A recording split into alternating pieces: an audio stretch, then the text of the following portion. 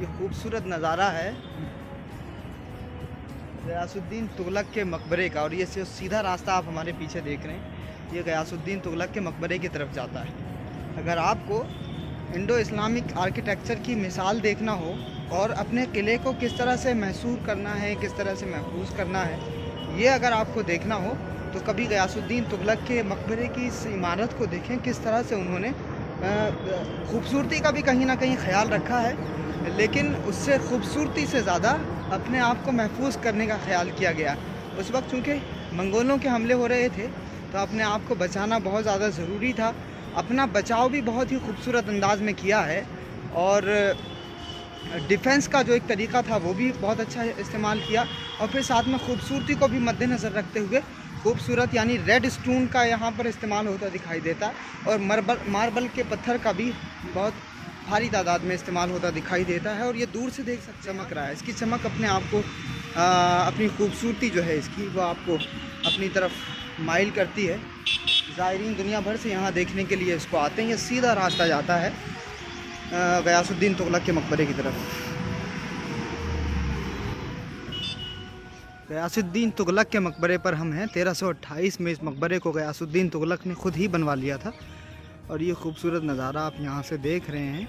Red stone का यानी लाल पत्थर का यहाँ पर इस्तेमाल है, और लाल पत्थर के साथ साथ में मार्बल का भी इस्तेमाल किया गया। वाइट मार्बल यहाँ पर लगा हुआ है और बहुत ही खूबसूरत तरीके से इसको बनाया गया। ये दिल्ली सल्तनत का एक बादशाह है गयासुद्दीन तुगलक, जो तुगलक डायनेस्टी है उसी का बानी भी है गयासुद्दीन तुगलक।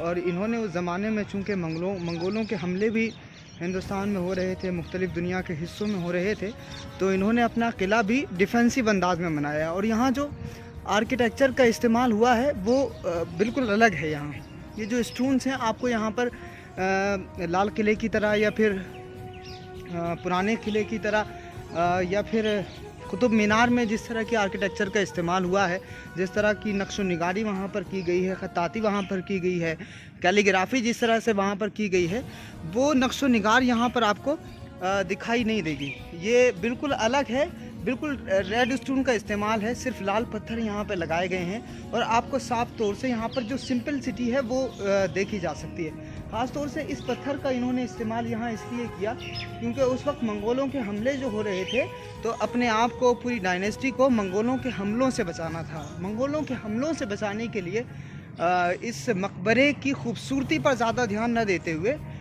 इस किले के लिए उन्होंने सादा और मज़बूत पत्थर का इस्तेमाल किया, और ये मजबूती आप यहाँ पर देख सकते हैं। तकरीबन 1328 सदी ईस्वी में इस मकबरे को गयासुद्दीन तुगलक ने बनवाया था, और ये आसपास का हिस्सा है, हमने आपको दिखाया। ये जो आप देख रहे हैं, ये जो हिस्सा है पीछे का, ये उनके मकबरे का हिस्सा है। गयासुद्दीन का जो मकबरा है वो इसमें है, और मकबरे के आसपास का जो एरिया है वो ये है। आपको छोटी छोटी मेहराबें यहाँ पर दिखाई देंगी, इसको कोनिक मेहराबें कहा जाता है। यानी ये आप देख रहे हैं छोटी छोटी मेहराबें हैं, और इन मेहराबों के साथ में अंदर का जो हिस्सा है वो भी हम आपको दिखाएंगे कि यहाँ से किस तरह से उन्होंने मेहराबों को बनाया है। मेहराबों में आप ये देख सकते हैं, ये जो छोटा हिस्सा है यहाँ से बहुत आसानी के साथ में अगर दुश्मन उधर से कोई हमला करने वाला है या किसी भी तरह का ख़तरा इस इमारत को या इमारत के रहने वालों को अगर होता है, तो यहाँ से जो अंदर की आर्मी है या अंदर की फ़ौज है, गयासुद्दीन तुगलक की जो फ़ौज है,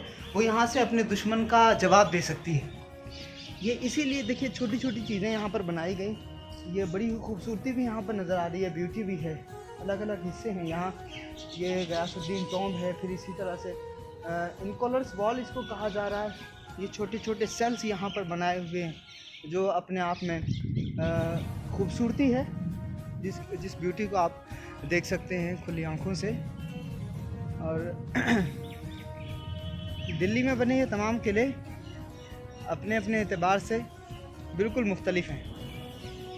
ये चूँकि हमारे सिलेबस का हिस्सा है और ये प्रोजेक्ट है हमारा, तो जो भी इस्लामिक आर्किटेक्चर है या मुस्लिम आर्किटेक्चर है, वो सिलेबस का हिस्सा होने की बुनियाद पर हम इस पर रिसर्च करते हैं, तहकीक करते हैं कि दिल्ली सल्तनत में या फिर मुग़ल पीरियड में किस तरह से इंडो इस्लामिक आर्किटेक्चर का इस्तेमाल हुआ। और इंडो इस्लामिक आर्किटेक्चर यानी जो इंडिया का आर्किटेक्चर है वो, और जो मुसलमानों का आर्किटेक्चर है वो, किस तरह से दोनों को कंबाइन करके यहाँ पर तामीरात की गई। आप देख सकते हैं यहाँ ये शाम का बड़ा रूहानी मंज़र है। तकरीबन 13वीं सदी ईस्वी से लेकर के आज 2019 है। ये जो यहाँ की जो खूबसूरती है, यहाँ की जो मजबूती है, वो अपने आप में एक मिसाल है। यानी ये आपको एक तरफ ब्यूटी भी नज़र आएगी, घास भी यहाँ है, इसी तरह से पत्थर भी अपने आप में चमकदार हैं। जो काम तकरीबन आज से 6, 7, 8 सदियाँ पहले किया गया था, वो काम आज भी बड़ी मजबूती के साथ यहाँ पूरे हिंदुस्तान को एक मिसाल देता है। ये गयासुद्दीन तुगलक का मकबरा आप देख सकते हैं कि ऊपर वाइट स्टोन का यानी मार्बल का इस्तेमाल होता हुआ दिखाई देता है। और ये शाम का जो मंज़र है वो अपने आप में अपनी खूबसूरती की तरफ लोगों का जो मैलान है, लोगों का जो रुझान है, वो अपनी तरफ लोगों को अट्रैक्ट करता है, लोगों को खींचता है। आइए हम आपको दिखाते हैं गयासुद्दीन तुगलक की कब्र।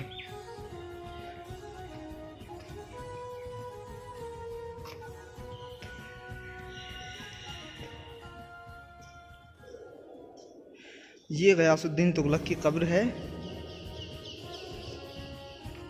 और इस बादशाह ने एक डायनेस्टी की बुनियाद डाली थी।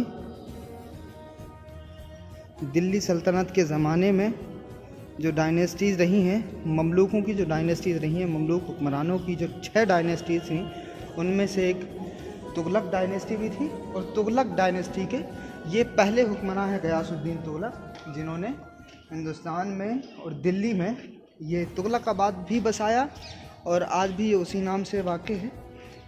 ये इन्होंने यहाँ पर इस तरह से ये तामीरात की और आज इंडो इस्लामिक आर्किटेक्चर में इसको पढ़ाया भी जाता है।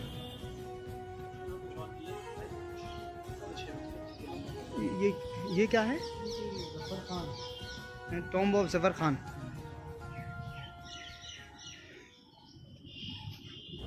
The tomb of Zafar Khan was built by Sultanate Ghayasuddin Tughlaq. It was the first structure of tomb complex. It believed that Zafar Khan was the general of the Delhi Sultanate. अच्छा, ये general थे, तो general का ये मज़ार है। तो ये गयासुद्दीन तुगलक के जो हुक्मरानों में जो जनरल थे ज़फ़र खान, ये उनकी कब्र है जो मार्बल से बनाई गई।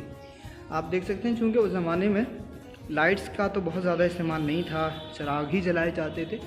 चूँकि आप अंधेरा भी यहाँ देख रहे हैं, लेकिन उस अंधेरे के साथ आपको छोटे छोटे रोशनदान भी दिखाई दे रहे हैं। ये रोशनदान उसी रोशनी के लिए खोले जाते थे ताकि अंधेरे की कमी को पूरा किया जा सके।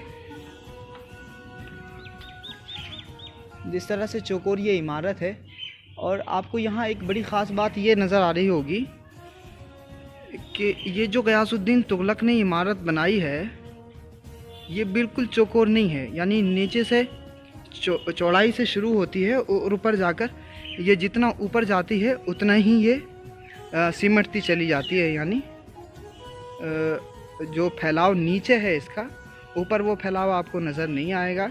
नीचे चौड़ाई से शुरू होती है, ऊपर जाकर के ये सिमट जाती है और ऊपर जाकर के इन्होंने ये खूबसूरत गुंबद मार्बल के पत्थरों से बनवाया है।